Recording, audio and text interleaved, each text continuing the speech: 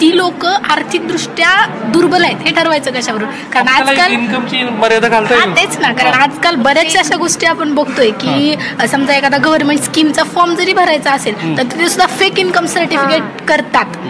मग हे कशावरून तुम्ही आपण ठरवू शकतो? मग जर हे करून पण ते सांगू शकतात की आम्ही आर्थिकदृष्ट्या असं कधी आता दिसतंय का? कारण हे काही शाळात झालं असं म्हणतात की आता ह्या सगळ्या आरक्षणाच्या ह्याच्यानंतर एखाद्याचा जुना मित्र किंवा हा पण आता वादविवाद झाले आणि भांडणं झालं म्हणजे सर आपण बरेच सोशल मीडिया आता आम्ही सगळे यूज करतो आहोत, बघत आहोत.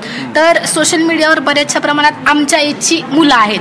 तर ह्या एजची मुलं की ज्यांना आरक्षण काय माहिती नसते, त्यांना त्याच्यातला स्टडी नसतं इव्हन दो, पण ती मुलं काय करतात की जी पण त्यांना काही रील्स येतात वगैरे येतात त्या रील्सवरती ती मुलं कॉमेंट्स करतात, त्या रील्सवरती ती मुलं लिपसिंग करायला लागतात एका कम्युनिटीच्या विरोधात. म्हणजे आपल्याला लगेच असं लक्षात येऊन जाते त्यांच्या मेंटॅलिटीनुसार की ही मुलं उद्याची चलून आधारस्तंभ जरी असले देशाचे तरी पण यांची मेंटॅलिटी आज कुठेतरी या गव्हर्नमेंटच्या खाली होत आहे. आणि ही विद्यार्थी असे विचार करतात इव्हन दो की ते मुलं एक वेळ त्या मित्रांच्या गळ्यात गळे घालून चालत होते पण आज तेच रील बनवतात. हे फार महत्वाचं आहे. ह्या मैत्रिणीनंच आपल्या सगळ्यांच्या एक चांगला महत्वाचा मुद्दा मांडलाय. राज्यामध्ये रिझर्वेशन सोडतात असे एवढे मुद्दे आहेत. जसं तिने आता सांगितलं की त्या कम्युनिटीला रिझर्वेशन पाहिजे, पण सर अजून त्या कम्युनिटीचे आपल्या महाराष्ट्रामध्ये आधार कार्ड सुद्धा नाही आहेत साधे. तुझं तिचं म्हणणं एकसारखंच आहे. मग इलिटरसी रेट इतका कमी आहे आपला देशाचा म्हणा, बेरोजगारी इतकी भयंकर आहे. आणि बेरोजगारी आपल्या इथं आली माझाच सेल्फी घेते ते पण आपल्या कॅमेऱ्यामध्ये घ्या.